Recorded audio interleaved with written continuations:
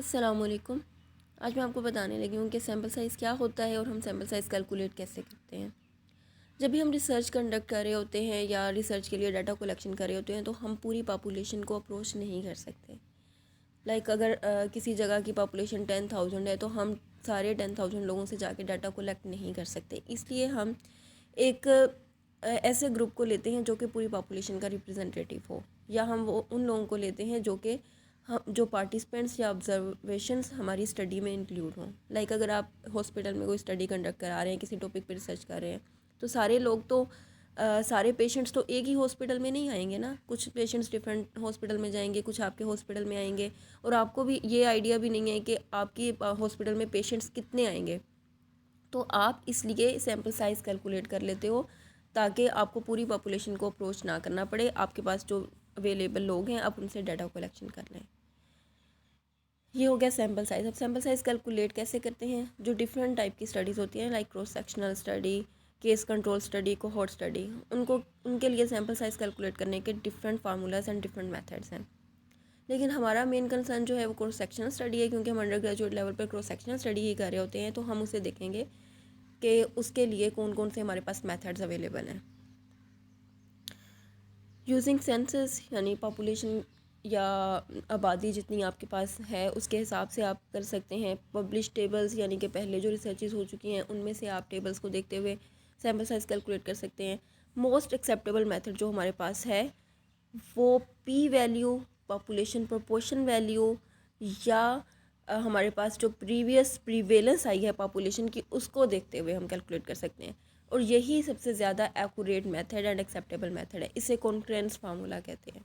अब इसको हम डिटेल में देखेंगे कि कॉन्फ्रेंस फार्मूला क्या है, इसको हम कैसे अपनी रिसर्च में यूज़ करते हैं और कैसे कैलकुलेट कर सकते हैं।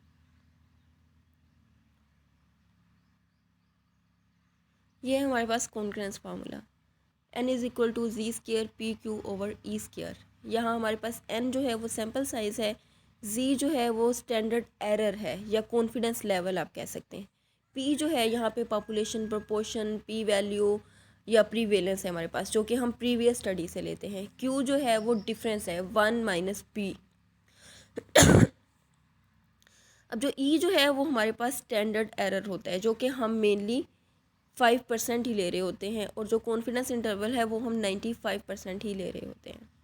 इस सब को सामने रखते हुए हम नेट से देख सकते हैं कि अगर हम कॉन्फिडेंस इंटरवल 95% ले रहे हैं तो जी वैल्यू क्या आएगी, और अगर हम 85% ले रहे हैं तो जी वैल्यू क्या आएगी। ये हमारे पास टेबल है उसका, ये यहाँ पे सारा बताया हुआ है कि 0.70 कॉन्फिडेंस इंटरवल है तो जी वैल्यू क्या होगी, 0.75 है तो क्या होगी। ये है हमारे पास डेसिमल्स के फॉर्म में, मतलब परसेंटेज की फॉर्म में नहीं है। जो मैं आपको बता रही थी 95% या 85%, वो परसेंटेज की फॉर्म है। जब भी हम इसे फॉर्मूला में यूज़ करेंगे तो हम परसेंटेज तो नहीं लेंगे ना, हम इसको डिवाइडेड बाय 100 करेंगे, फिर जाके हम अपने फार्मूला में यूज़ करेंगे।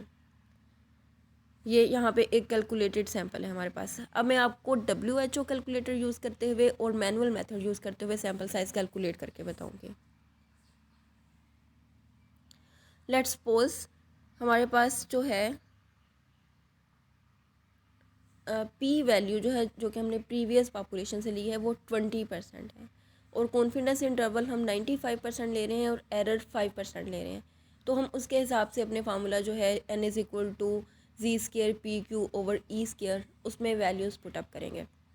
अगर हम कॉन्फिडेंस इंटरवल 95% ले रहे हैं तो जी वैल्यू हमारे पास 1.96 आ जाएगी।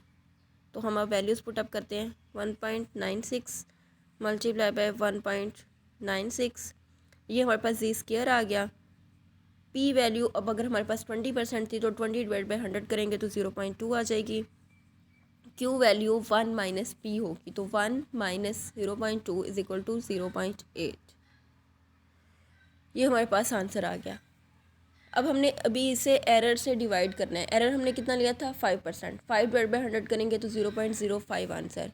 0.05 का स्केयर लेंगे तो 0.0025। अब हम इसको डिवाइड करते हैं 0.0025 से, तो ये हमारे पास आ गया 245 या नियरली इक्वल टू 246।